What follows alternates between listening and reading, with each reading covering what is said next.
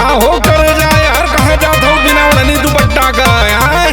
अरे तोहार कहाँ करे जा फटता, हम तो कहू करी। अरे तो कायदे से रहा बनारस बनारस, नहीं तो ठोक दिया सही हो जाबू। अरे ऐखन ढील कर देबे।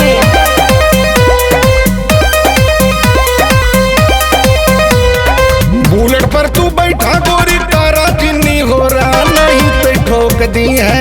अरे अपने मन कहा का नहीं तो ठोक दी है बनारस वाला छोरा, नहीं तो ठोक दी है बनारस वाला छोरा, नहीं तो ठोक दी है। बुझलू कि ना, समझ में आ जाई। आपका बात समझ ले हुआ का।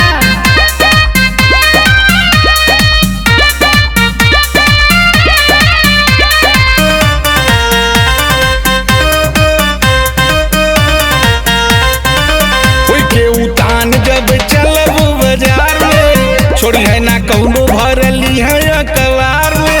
अरे तो कौनो चापू दिया हो। हाँ तो देख ले। कोई के उतान जब चलब बाजार में, छोड़ी है ना कौनो भरली है अखबार में। अल्लाह गुल्ला कर बूता उठा ली है कोरा, नहीं तो ठोक दी है,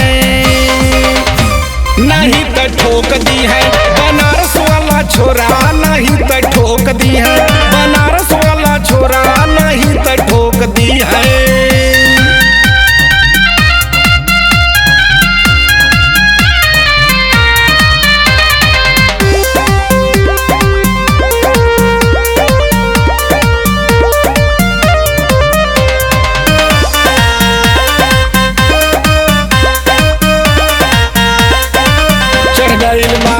तू सबके नजर में, जो है ललैका सब तोह के डहर में बचल रहो। ऐखन ढील कर दे। चढ़ गईल बाटू तू सबके नजर में, जो है ललैका सब तोह के डहर में। चाहलन तुहरा से सब थोड़ी थोड़ा, नहीं तो ठोक दी है, नहीं तो ठोक दी है बनारस वाला छोरा, नहीं तो ठोक दी है बनारस वाला छोरा, नहीं तो ठोक दी है।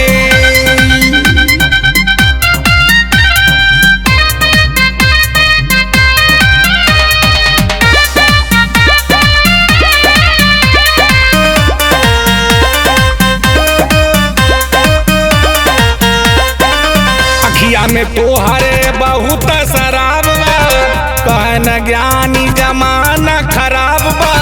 मखनचुआ बहुत खराब बा। अरे जाना थई। अखिया में तोहरे बहुत शराब बा, कहे न ज्ञानी जमाना खराब बा। शिव धनु संग्रह बचाइली है तोरा, नहीं तो ठोक दी है, नहीं तो ठोक दी है बनारस वाला छोरा, नहीं तो ठोक दी है बनारस वाला छोरा,